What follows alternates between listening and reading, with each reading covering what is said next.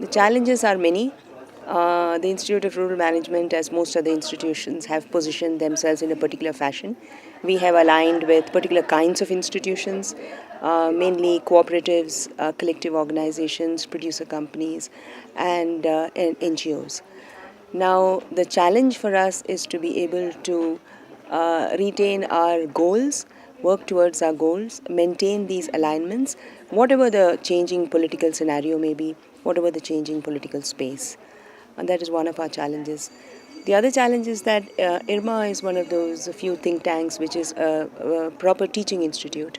We do a postgraduate program in rural management, which is a program that we started like 32 years ago, and it provides professionals to the rural organizations, rural sector organizations.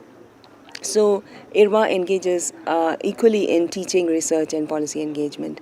So the challenge for us to be able to maintain the balance between teaching and research. Teaching and research are complementary to each other, and it helps to improve both the teaching outputs and the policy engagement outputs.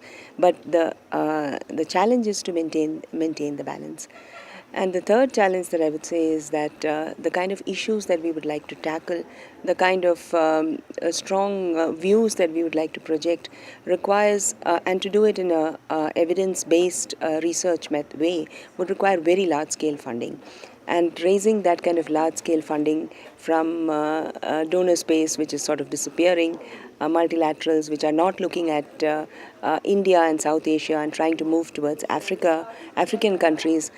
So to raise this kind of large-scale funding to do relevant research, to make a strong evidence-based policy point is another major challenge that an institution like IRMA would face.